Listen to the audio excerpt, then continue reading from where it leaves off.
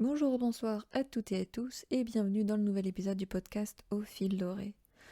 Donc, on est en train d'étudier les 12 signes du zodiaque, les 12 signes astrologiques, et là, on en est arrivé à l'étape du signe du Cancer. Donc, entre autres, c'est le premier signe de l'été. Donc, le Cancer, c'est un signe dit féminin, un signe d'eau, un signe cardinal, un signe régi par la Lune, et un signe auquel on associe la maison 4.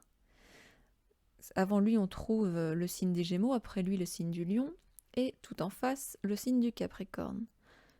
Pour tout ce qui est de savoir ce que ça veut dire, ou en tout cas ce que j'entends moi par signe féminin, signe d'eau, signe cardinal, je vous invite à vous référer aux épisodes consacrés aux modalités et à celui sur les 4 éléments. Voilà. Donc avant de démarrer l'explication du signe, je vais dire ce que je répète pour chacun des 12. Alors mon but, c'est absolument pas de dresser un portrait tout à fait rigoureusement exact, complet, exhaustif de chaque signe. Et d'ailleurs, je ne parle pas des signes solaires, hein. Je parle du signe en soi. Donc c'est pour ça qu'en fait, le but, ça va être plus un peu de dresser le spectre de toutes sortes d'images qui leur sont associées, des archétypes, leurs différentes facettes dans chacun des signes, pour comprendre un peu la manière dont ils fonctionnent, dont ils résonnent, et surtout, moi, ce qui m'intéresse, c'est leur place dans la roue, dans le cycle d'évolution du zodiaque, et aussi de les voir un peu comme une place, une fonction, si vous voulez, dans la société, prise comme un organisme. Et vous savez d'ailleurs au passage que chaque signe astrologique est traditionnellement associé à une partie du corps, et en l'occurrence pour le Cancer, c'est l'estomac ou la partie haute du tube digestif, il me semble. Donc ça va avoir un lien avec, alors pas la nourriture en tant que telle, mais le côté nourricier. Voilà. Donc en tout cas, dans chaque vidéo, on va voir un peu, en fait c'est comme si on allait dresser une carte avec leur potentiel et les zones de probabilité pour chacun des signes, de leur mode d'expression, de leur mode de pensée, de leur mode d'agir ou de leur mode de faire, en essayant de balayer dans ce spectre autant leurs plus belles aspirations, si on veut, en tout cas leurs objectifs presque inconscients, jusque leurs travers. Et on va tout voir. Sans tomber dans le piège de la caricature non plus. Donc, le Cancer, c'est le premier signe de l'été, mais c'est le signe qui fait tout simplement suite aux Gémeaux. Et en fait, le Gémeaux, lui, clôturait la saison d'avant. Et en fait, le cycle précédent, dans le Bélier, Taureau et Gémeaux, il s'agissait un peu de commencer à faire l'expérience de la vie. Donc à travers la pulsion, l'élan de vie en lui-même, à travers la matière et à travers le verbe, les mots, les idées. Maintenant, on entame un nouveau cycle, et là c'est le Cancer qui est cardinal, il démarre ce cycle pendant l'été, qui est la naissance de la personnalité. C'est-à-dire qu'en Cancer, on commence à prendre conscience de soi, de moi, qui je suis, qui n'était pas possible dans les 3 signes d'avant. D'ailleurs que les 3 signes d'avant recherchaient, surtout Bélier et Gémeaux, mais bref, je vous laisse regarder pour plus d'informations. Mais en tout cas, cette conscience et cette personnalité de soi, de moi, va complètement s'épanouir, se déployer et rayonner, je dirais même s'affirmer, dans le signe du Lion, le signe solaire par excellence. Pour finalement, dans la fin du cycle de l'été et dans ce cycle de conscience, de naissance de la personnalité, pour se remettre en ordre, se recalibrer dans le signe de la Vierge. Donc par rapport au signe des Gémeaux juste avant, lui, il était tout occupé à aller découvrir le monde, il était débordant d'énergie pour nommer son environnement. Hein, on l'a vu, je l'ai expliqué comme ça dans la vidéo. Mais en tout cas, il était à fond dans son périple de découverte de son environnement immédiat. Et en fait, au travers de cette découverte, en réalité, ce qu'il tentait de découvrir, c'était les facettes de son propre être, les facettes de lui-même. Donc vous voyez, les 3 premiers signes, ils projettent sur l'extérieur. Et en tout cas, en Gémeaux, tout ça, euh, comment dire, n'allez pas le prendre mal, hein, mais c'était un signe d'air. Donc quand je dis ça, c'est pas à prendre au pied de la lettre, mais en tout cas, tout ce qu'il a réussi à construire dans ses facettes de lui-même, c'est pas que ce n'était que de l'air, c'était pas du vent, c'est pas ça. Mais comme c'était de l'ordre des mots, des idées, et bien au final, c'était de l'ordre de l'impalpable et de l'abstrait. Or, avec le Cancer, on arrive à une étape du zodiaque, de l'évolution de la conscience humaine, où ça y est, l'être veut enfin construire quelque chose de solide, de durable, mais non pas dans la terre, donc non pas encore une fois quelque chose qui est extérieur à lui-même, mais dans l'élément eau. Et cette construction, c'est le moi. Qui je suis, j'existe. Le signe du Cancer, il est associé à l'animal, le crabe, en fait. Et le crabe, quand on y pense, pour le décrire très, très succinctement, et on va voir ces deux parties tout au long de l'explication du signe, mais disons très globalement, très schématiquement, que c'est une partie toute molle à l'intérieur et une carapace. Et en fait, ce que ça signifie symboliquement, la raison pour laquelle on le représente par ce crabe, c'est que le Cancer représente, en tant que signe, mais en tant qu'étape, je vous ai dit d'évolution, il représente tout ce qui est de l'ordre du processus d'avant la naissance. Donc c'est tout ce qui touche à la gestation, la fermentation ou la couvaison. Donc, et ça c'est dans la partie toute molle du crabe, hein. C'est tout ce qui est mou, fragile, vulnérable, qui est à l'intérieur de la carapace. Et la carapace, elle va protéger. Mais le Cancer, c'est les deux, hein. Donc, en gros, c'est l'idée par rapport au lion, donc cette fois par rapport au signe d'après, qu'on prépare l'être, le soi, le moi, avant qu'il n'aille totalement et complètement rayonner, en s'épanouissant d'ailleurs, dans le signe d'après, donc dans le signe du lion. Et c'est d'ailleurs un signe qui est associé à la maison 4 et qui est associé à la maison au foyer, à la famille et surtout à la mère. Et la mère, elle est aussi symbolisée par la lune. Et c'est d'ailleurs assez intéressant parce que le Cancer est le signe qui arrive au moment de l'année, en fin juin jusqu'en juillet. Donc c'est le moment de l'année juste après le solstice d'été, où les jours sont les plus longs. Donc c'est censé être très solaire. Et pourtant, c'est marrant parce que c'est presque ironique ou paradoxal, mais l'astre qui lui est associé, c'est la lune, donc l'astre de la nuit. Et on va donc voir pourquoi tout ça aussi, ça a son importance.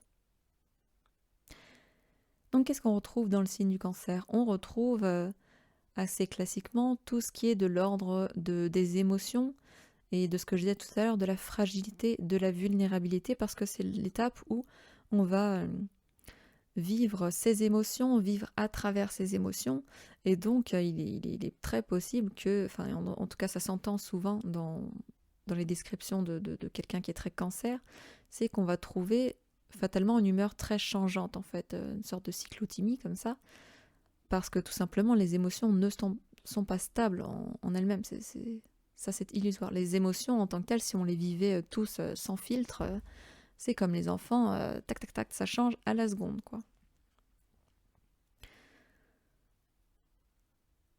Mais en tout cas, par exemple, petite remarque que je glisse là, mais c'est un signe d'eau, et les 3 signes d'eau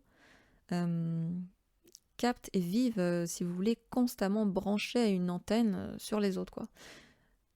Disons que, pour le résumer là, grossièrement, le Cancer, lui, va plus capter surtout lui-même. En tout cas, il va devoir se concentrer sur lui-même, parce qu'il va aussi capter l'extérieur. Le Scorpion, lui, va capter l'inconscient collectif. Et le Poisson, lui, alors, il va capter tout le cosmos, quoi. C'est comme des vases de plus en plus grands, quoi. C'est les poupées russes. Et le but, c'est pour les signes d'eau, c'est que vous comprenez que si vous êtes, si ça c'est une énergie qui est forte chez vous, en fait, vous êtes tout le temps immergé, submergé par des choses qui à la fois vous appartiennent et ne vous appartiennent pas. Et de toute manière, comme je le répète assez souvent, nous ne sommes pas des émotions. Les émotions sont juste des signaux qui indiquent euh, une information, quoi. Mais bref, le but des signes d'eau, plutôt que de laisser se submerger, c'est de prendre conscience de ça et de se reconnecter à eux-mêmes. Je reviens sur le signe du cancer. Donc je vous ai un peu déjà lancé le mot-clé, mais bref, on associe souvent au cancer l'image, l'archétype de l'enfant. Alors c'est pas le même enfant que j'utilisais, ou en tout cas je décrivais par exemple dans l'énergie du Gémeaux, parce que là-bas c'est un enfant, bon pas tout feu tout flamme, mais bon il est complètement surexcité par sa curiosité intellectuelle, il veut tout savoir, tout comprendre, tout nommer, il veut parler à tout le monde. Alors là, on n'a pas du tout affaire au même enfant, mais on a un enfant dans la dimension de curiosité, mais différente, qui va se teinter d'émerveillement, de naïveté, par rapport aux émotions. Vous savez, c'est l'enfant qui a les yeux qui brillent comme ça, mais il veut pas forcément savoir, il veut juste regarder, il veut juste profiter.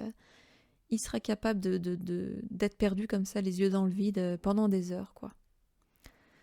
C'est un enfant pour qui, en tout cas, toute stimulation, tout stimulus, tous les stimuli deviennent incroyablement intenses. Et c'est parce que c'est aussi intense, hein, c'est le premier signe d'eau, donc c'est un peu comme les 3 signes d'avant, c'est le premier qui fait la découverte de ça. Le premier qui fait la découverte des émotions, donc, oh, mais qu'est-ce que c'est et tout. Au début, on peut comprendre qu'en tout cas, une énergie très cancérienne, eh ben, ce soit très, pas compliqué, mais en tout cas très inconfortable, très désagréable. Donc c'est un enfant, dans l'image en tout cas, qui va se réfugier, notamment chez les parents, mais sinon vers des figures, alors non pas du tout autoritaires, parce qu'il va pas du tout aimer ça, mais alors complètement nourricières, qui vont le rassurer, le protéger. Et ça devrait vous faire penser d'ailleurs à l'épisode sur l'empathie, si vous l'avez écouté, où je vous parle un peu de ça, du parent nourricier, qui fait référence à l'analyse transactionnelle. Mais bref, chez ce dit enfant cancérien, mais je dis pas que les cancériens, enfin les cancers sont des enfants, hein, mais c'est une énergie, disons enfantine, qui est empreinte de qualités comme la douceur, tout autant que de l'impatience aussi, hein, c'est très lié à l'enfance aussi. Mais on retrouve de la spontanéité, de la fragilité, de la docilité, autant que de l'indomptabilité, hein. Les enfants, c'est un peu tout ça, quoi. Mais en tout cas, dans ce signe, à cette étape du cycle, à cette étape de l'évolution, c'est la naissance également de la subjectivité, de je suis. Ce que je vous racontais dans les 3 signes d'avant, c'est que justement c'est un truc qu'ils essayent d'atteindre, mais ils n'y arrivent pas. Et là, dans le cancer, c'est le premier où, dans tout le cas, ce sera presque obligé en fait, mais à la limite, il va le fuir. Donc c'est je suis, j'existe. Donc, comme je vous disais, il va ressentir ses émotions à fond, comme un type d'information. Les émotions, c'est juste un type d'information par rapport au monde. Et le but, ça va être, en tout cas pour le signe du cancer, hein, ça va être de se construire. Il va y avoir une nécessité, en fait, de se construire, d'apprendre à se protéger, à se préserver et à se différencier des autres. Et c'est pour ça que c'est dans ce signe qu'on voit en tout cas la naissance de autre chose de très très important pour un être humain, de la responsabilité. Et la responsabilité en soi, la définition, c'est la capacité de répondre à. Et là, entre autres, c'est la nécessité et la capacité de répondre à ses besoins immédiats. Donc il a besoin de prendre conscience de ses besoins. Il a besoin de prendre conscience de ses besoins. Et ça va pas être des besoins comme en taureau, type faut que je mange, faut que je dorme, faut que j'aie pas des besoins matériels, mais ça va être des besoins plus, surtout liés à l'émotionnel, quoi. Et on comprend aussi le lien qui est presque naturel, logique en tout cas, avec tout ce qui est la famille, le foyer et le couple. C'est aussi le signe qui est lié au couple. Mais en tant que les premières cellules, le noyau de votre famille. Parce que c'est le couple par rapport au foyer. Donc là, je vais revenir sur ce que je disais un peu tout à l'heure par rapport aux parents nourriciers. Le problème que peut rencontrer le cancer, surtout au début, c'est justement de se dire que ces émotions, ce qu'il ressent, disons ça comme ça, tous ces ressentis sont tellement, tellement intenses que ça va être très, très difficile à... On dit tout le temps le mot gérer, mais je ne sais pas si je trouverai d'autres synonymes, mais en tout cas, vous savez, à vivre avec, en fait, tout simplement. À concilier ce paramétrage avec sa vie, avec le bien-être. Donc, c'est pour ça que le rôle des parents va être très très important chez les cancers, et surtout la mère.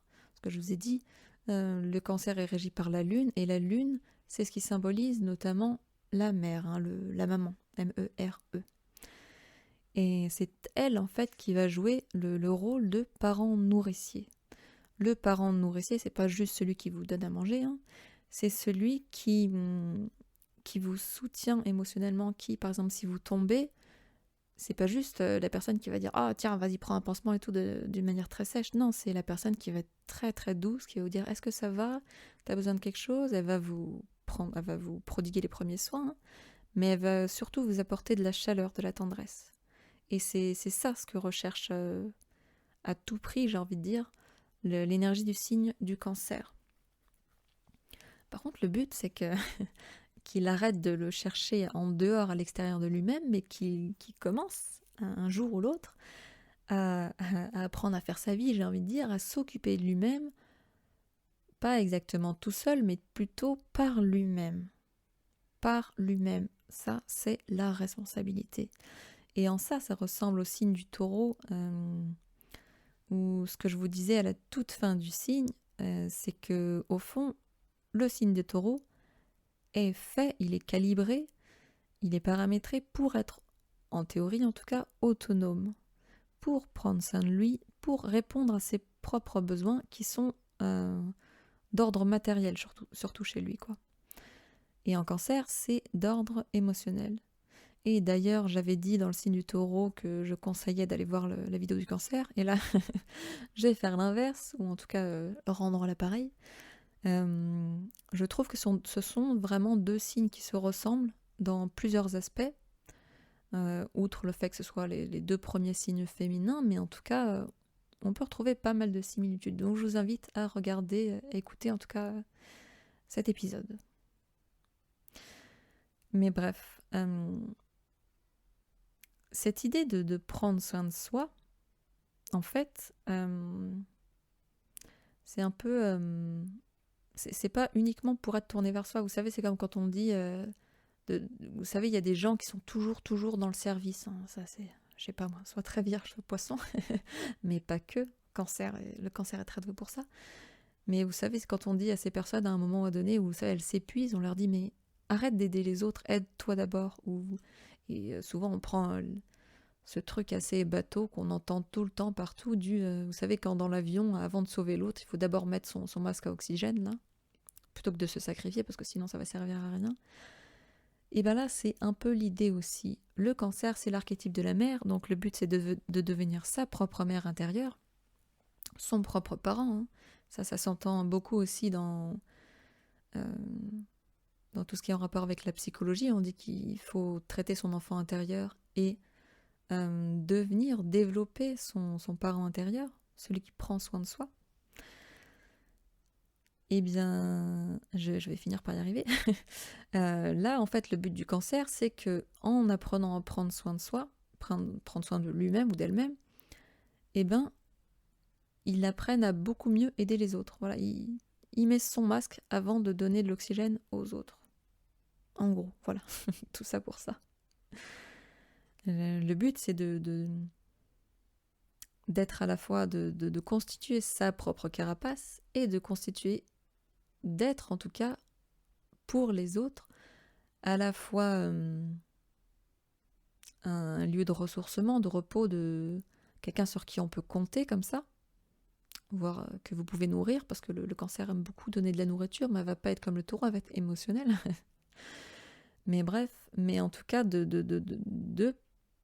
en tout cas, il y a le potentiel chez le cancer de jouer ce rôle de carapace chez les autres, ou en tout cas de le nourrir. Bref, donc comme je le disais tout à l'heure, le cancer, c'est pas mal lié à l'archétype, l'image de l'enfant, mais on retrouve aussi des idées très fortes qui sont très propres à l'énergie du cancer. C'est l'enfance, la nostalgie, la mélancolie et la rêverie. Qu'est-ce que je veux dire par là ? Évidemment, comme tout à l'heure, je vous ai raconté que l'un des personnages dans la vie de quelqu'un qui est très très cancer, donc pas forcément soleil, mais on peut avoir d'autres choses, les personnes les plus importantes, ça va être les parents et tout simplement toutes les figures fortes liées à l'enfance et qui ont pris place dans l'enfance. Et par rapport à cette enfance, peu importe qu'elle ait été réellement, véritablement, objectivement, j'ai envie de dire, heureuse, ou plutôt triste, ou compliquée, ce que vous voulez, il y a deux choses. Déjà, peu importe la vérité qui se cache un peu entre guillemets derrière, je trouve que dans l'énergie cancérienne et dans son rapport en passé, en passant par le filtre du cancer, il y a toujours une dimension d'été en fait, liée au passé. Par exemple, je sais pas, ça se trouve c'est uniquement que moi, mais par exemple moi j'ai pas mal d'énergies cancériennes qui sont assez fortes, et par exemple je sais que mon passé a été à la fois très douloureux, mais je ne sais pas pourquoi, c'est marrant, et en tout cas c'est assez étrange comme coïncidence, mais je trouve que c'est comme si ça avait été tout le temps l'été, quoi. Parce que, et là j'arrête de parler de moi, mais je parle du cancer en lui-même, il y a soit de la nostalgie, si ça a été réellement tendre, doux et cancérien, très cancer en tout cas, il y a vraiment une nostalgie, c'est un signe qui va s'accrocher au passé, oh là là, et il va ressasser l'âge d'or. Et même qu'il l'ait été ou qu'il ne l'ait pas été, ce passé, cette enfance, bonne ou pas, il va y avoir dans tous les cas une idéalisation. Donc soit il va y avoir une idéalisation, pardon, genre « Ah mais ça ne m'est jamais arrivé », et dans ce cas-là, en fait, le cancer a pour but de se rendre compte, en tout cas que, en fait, ça c'est un fantasme, c'est un idéal, c'est un rêve qu'il poursuit. Et dans tous les cas, il peut y avoir une idéalisation, mais comment dire, même si ça a été bien, parce qu'il aurait voulu un peu toujours plus de ça, ou en tout cas que ça ne se termine pas, pardon.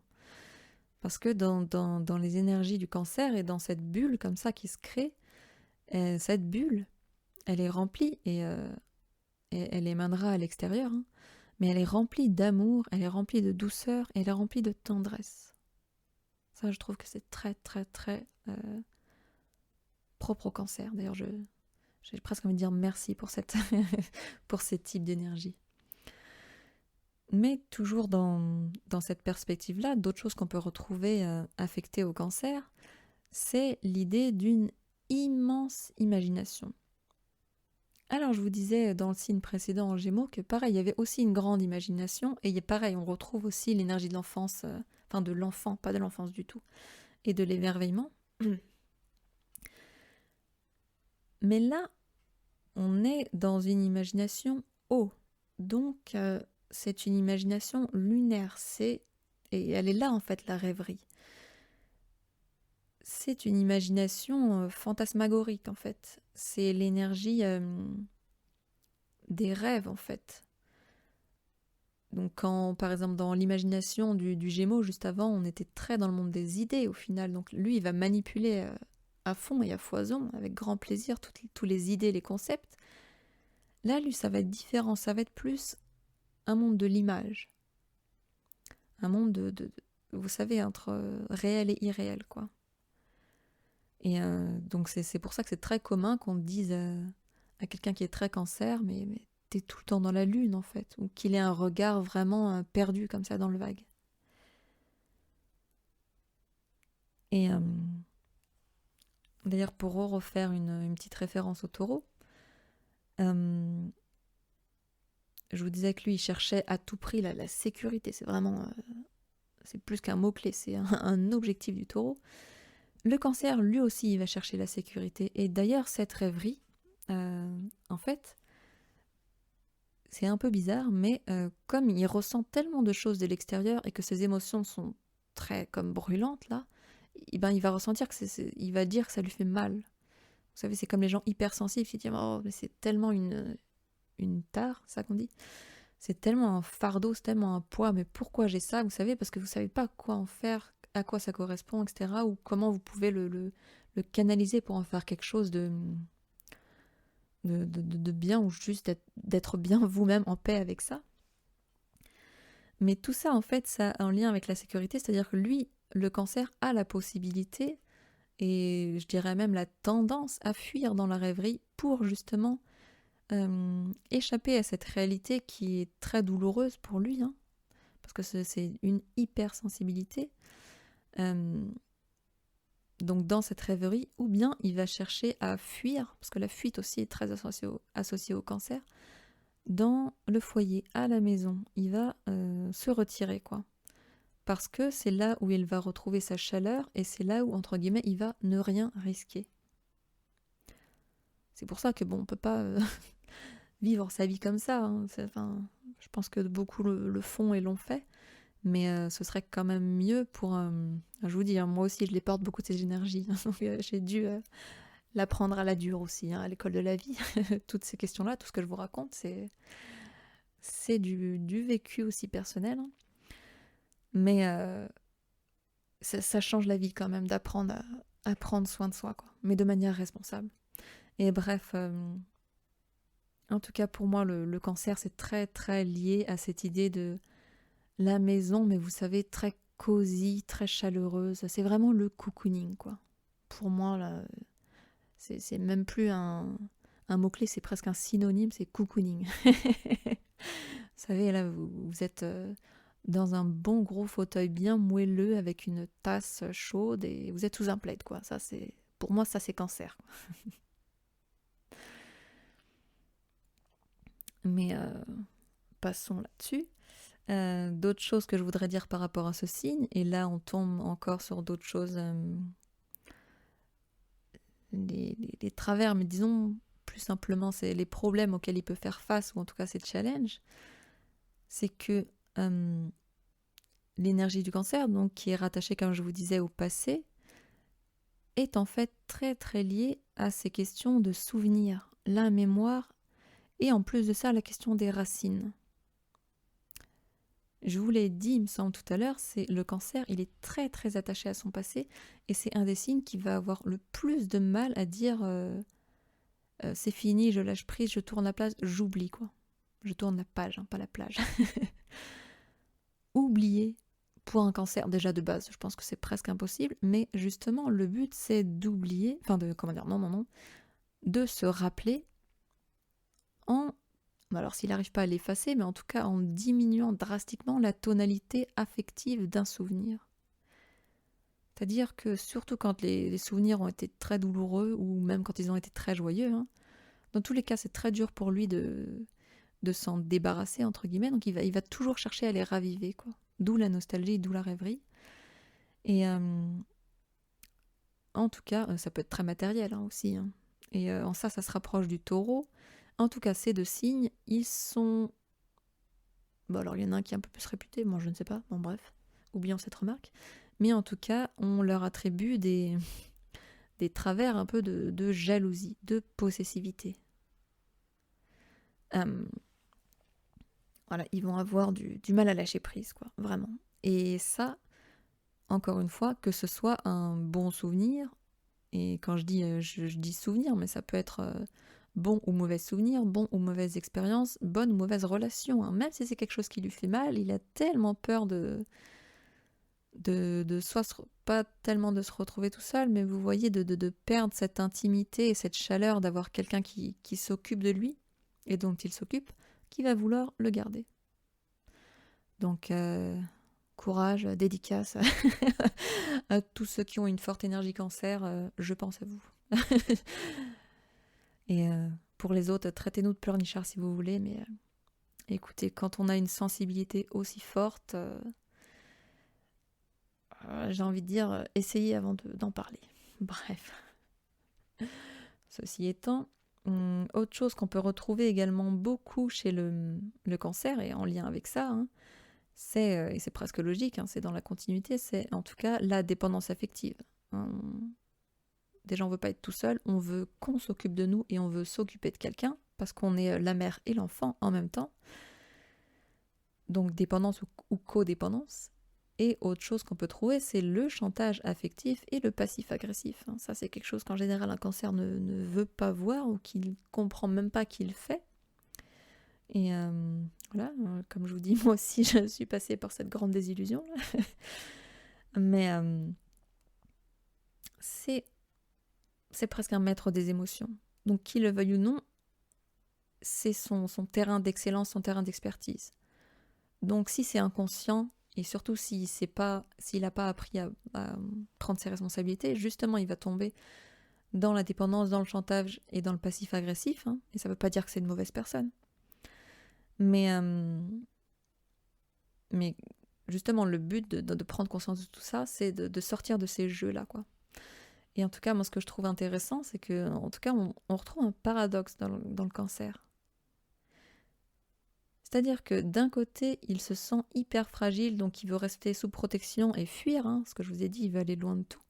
Et de l'autre, il ne supporte pas d'être seul comme un enfant sans sa mère, donc il va chercher du soutien, de l'attention, mais de manière détournée. Et en soi, d'autres... pas travers, mais comment on dit ça, l'inverse d'une qualité, des défauts. Voilà, un autre défaut qu'on dit souvent du cancer, c'est déjà l'immaturité et le côté égoïste, voire égocentrique, mais égocentrique, ça va, pour moi, c'est plus ça, c'est très très lion, ça. Ou encore cette idée que ouais, non. Je pensais aux Gémeaux, mais bref, là, ça ne s'applique pas du tout au cancer, mais bref.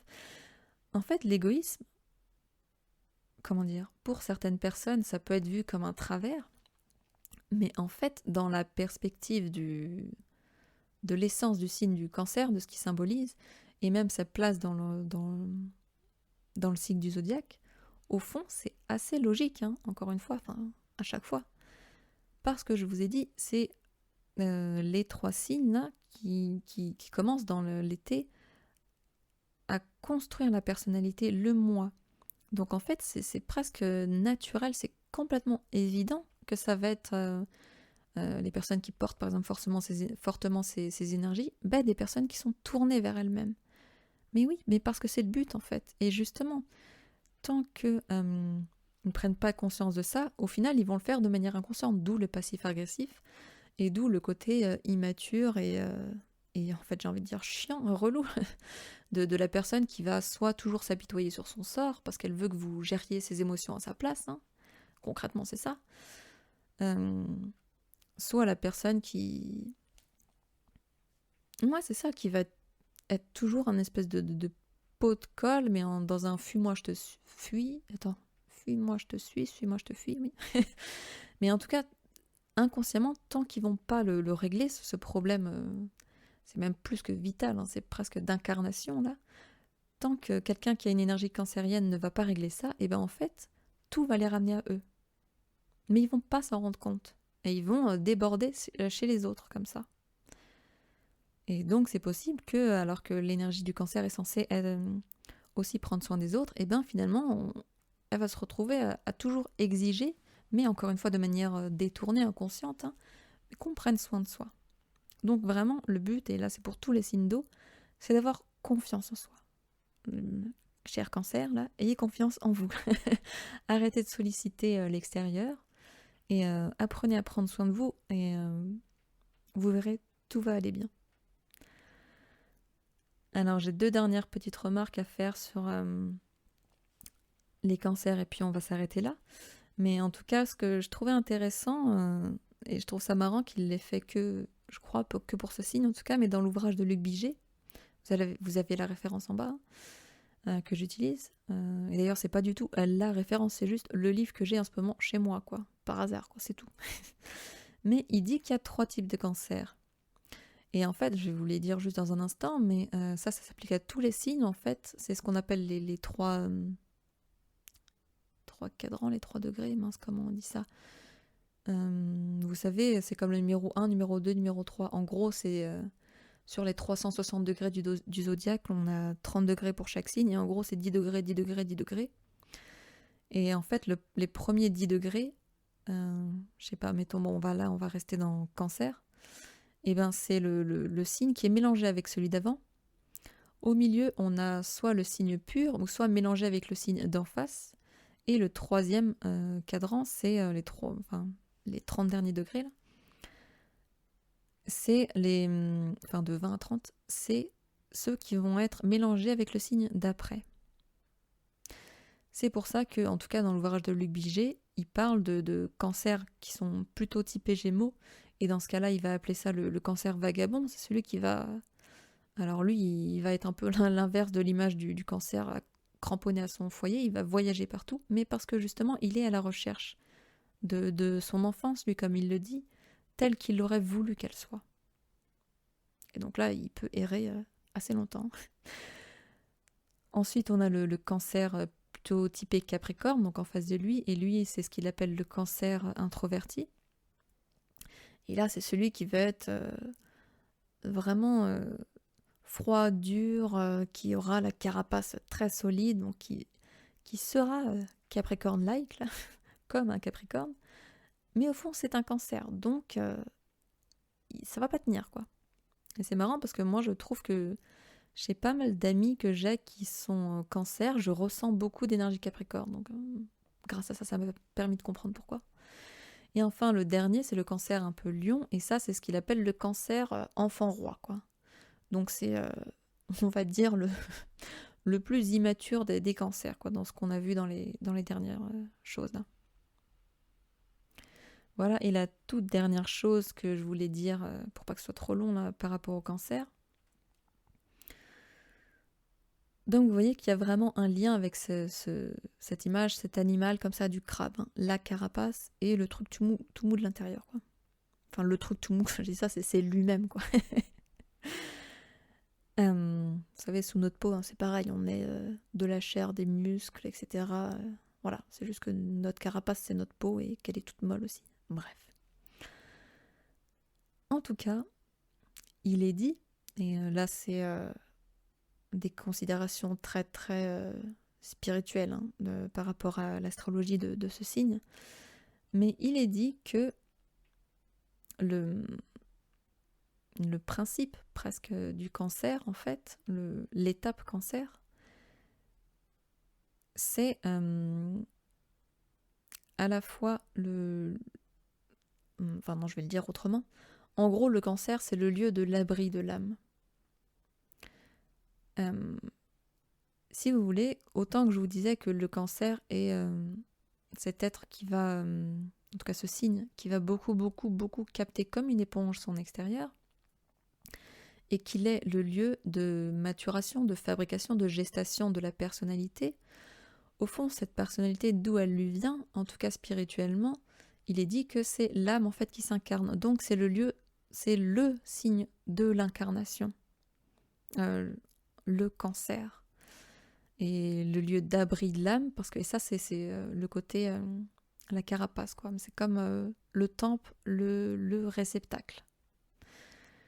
Et d'ailleurs, outre les grandes capacités d'empathie que peut avoir un cancer, étant donné sa très grande sensibilité, il est d'ailleurs couramment dit que le cancer a des facilités, ou en tout cas un potentiel à avoir des facultés médiumniques, des dons de réceptivité de l'invisible, quoi. Enfin bref, qui peut capter des choses, quoi. Que vous considériez que ce soit simplement les émotions des gens, les sensations, ou carrément autre chose de l'invisible. Voilà. Dernière chose que je veux vous dire, c'est si vous avez donc des planètes ou des points en Cancer, je sais pas, milieu du ciel, le nord, le sud, je sais pas, mettons par exemple Mercure, et ben en fait, chaque planète qui va être dedans, ça va être son lieu de fabrication. Donc par exemple pour Mercure, ce sera l'élaboration de la sphère mentale. Et typiquement, ce sera des choses du genre, ok, mais au fond, ce que devra faire ce Mercure, ce sera se dire, mais quelles idées je vais garder, lesquelles sont à moi, lesquelles sont moi, et le reste, je balaye. Parce que le but du Cancer, c'est ça, c'est faire le tri. Hein. Je l'ai jamais dit, mais si on comprend bien l'idée de la carapace, c'est faire le tri. Tout ce qui n'est pas de moi, je dégage. Et justement, le but de cette carapace, c'est pas non plus qu'elle soit totalement imperméable à l'extérieur, mais que vous appreniez à... C'est comme la peau à filtrer, quoi. Qu'est-ce qui rentre, qu'est-ce qui sort. Et donc, elle est là la responsabilité. En tout cas, les placements en Cancer, ça va vous demander, voire vous exiger, vraiment de prendre soin de vous tout autant et puis des autres, quoi. Donc de prendre vos responsabilités et de vous prendre en main.